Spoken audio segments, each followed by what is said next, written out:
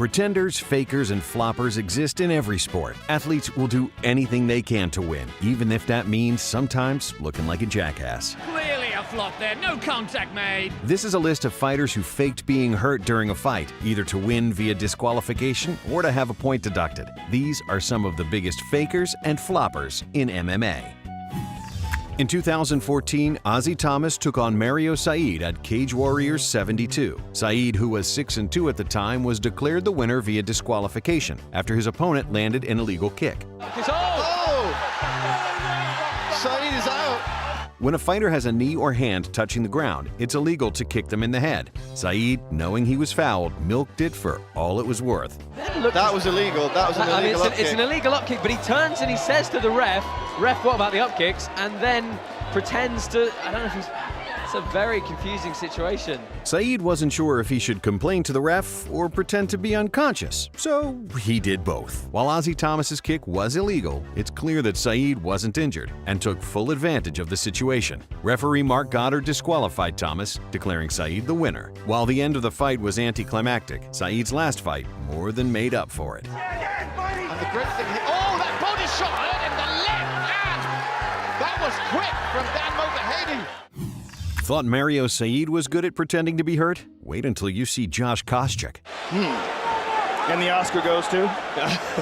Josh Koscheck was a contestant on the first season of The Ultimate Fighter and fought Paul Daly at UFC 113. The most exciting part of the fight was watching Koscheck pretend to be hurt after a missed knee in the first round.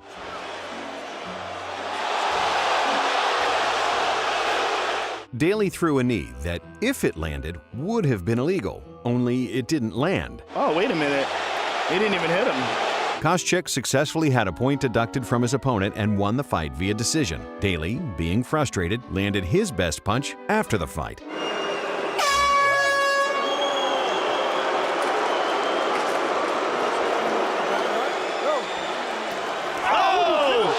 Koscheck has a history of this type of behavior and did the same thing to Anthony Johnson at UFC 106. No. That knee did not hit that left eye. Whether it was a fix, a dive, or a flop, we do know one thing. This punch couldn't have hurt this much.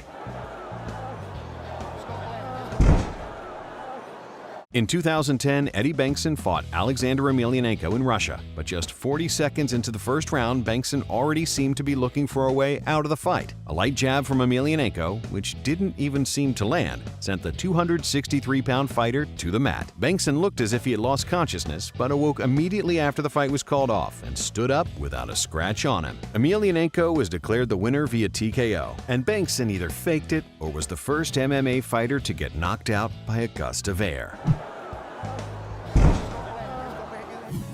Pedro "The Rock" Nobre proved that nicknames in MMA aren't always accurate. The Rock took on Yuri Alcantara at UFC on FX in 2013. Early in the first round, Nobre was on the verge of losing his UFC debut after being on the receiving end of Alcantara's ground and pound. During the flurry of punches, one of Alcantara's punches may have grazed the back of Nobre's head. Being that strikes on the back of the head are illegal, Nobre milked the situation as much as he could.